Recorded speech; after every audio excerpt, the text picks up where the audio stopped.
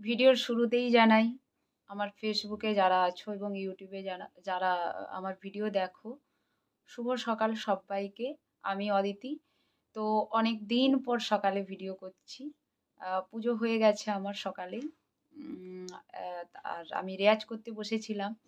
তো এতদিন সত্যি কথা বলতে আমার মানে একটু জীবনধারাটা যেন পাল্টে গিয়েছিল। মানে আমি যে ধারাতে আমার জীবনটাকে চালিয়ে নিয়ে যাই, সেটা একটু পাল্টে গিয়েছিল। তার জন্য সমস্ত কিছু এলোমেলো হয়ে গিয়েছিল। তাই আমি আমার কাজগুলো ঠিক করতে পারছিলাম না।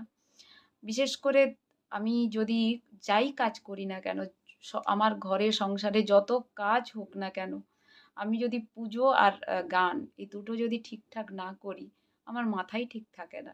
মানে আমি মানে আমার ভালো লাগে না তখন আর কারোর সঙ্গে কথা বলতে, কিছু করতে। তো যাই হোক,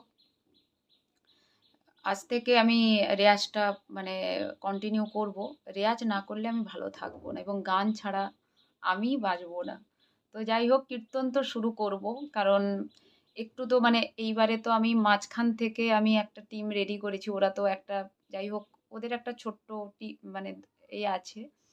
তো এই বছরে আমি ৩, ৪টা, ৫টা করব। কিন্তু পরের বছর, আগামী বছর পুরো সিজনটাই আমি একদম শুরু করব গোপালের আশীর্বাদে।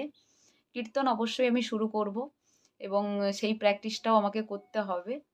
এবং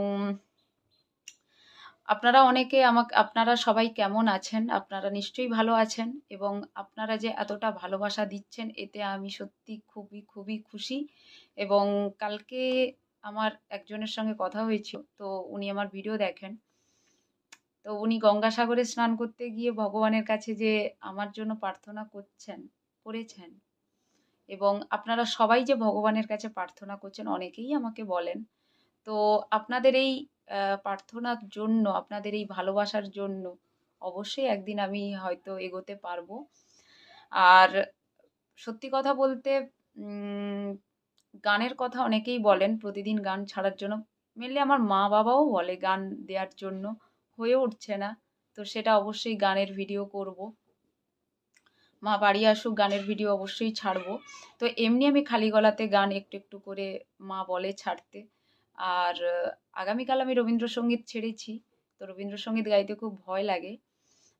উনি খুব আমার কাছের মানুষ এবং উনি বলেছেন, আমি শুনিনি তা হয়নি। উনি মানে ওনার মুখ থেকে শোনা মানেই সেটাকে আমাকে চেষ্টা করতেই হবে, এইরকম একটা আমার মনে হয় আর কি। তো আপনারা সবাই কমেন্ট করেছেন, ভালো লেগেছে। এবং রবীন্দ্রসঙ্গীত একটা ভাবের জায়গা। তো ওখানে যেমন তেমনভাবে গাইলে হয় না। তবু আমি চেষ্টা করেছি। তো আরও ভালো গান করতে হবে আমাকে, আমি জানি। আরও রেয়াজ করতে হবে। পাচ্ছি না বলে খুবই কষ্ট হয় আর কি। ৬ ঘন্টা রেয়াজ না করলে কোনো গানই হয় না। তো গান নিয়েই আমি বাঁচতে চাই এবং গানে অনেক সেই জায়গাটা পেতে চাই। তো আপনারা আশীর্বাদ করুন আমি যেন ওই জায়গায় পৌঁছতে পারি। তো যদি আমার ভিডিও ভালো লাগে অবশ্যই লাইক করো, কমেন্ট করো, শেয়ার করো। আর ইউটিউবে যারা আমার ভিডিও দেখো অবশ্যই আমার চ্যানেলটিকে সাবস্ক্রাইব করে দেবে। যারা আমার ফেসবুকের বন্ধু, ইউটিউবে আমার একটা ছোট্ট চ্যানেল আছে, ওখানে গিয়েও আমার ভিডিও দেখতে পারো। টাটা, আগামী দিন আসছি ভালো কিছু।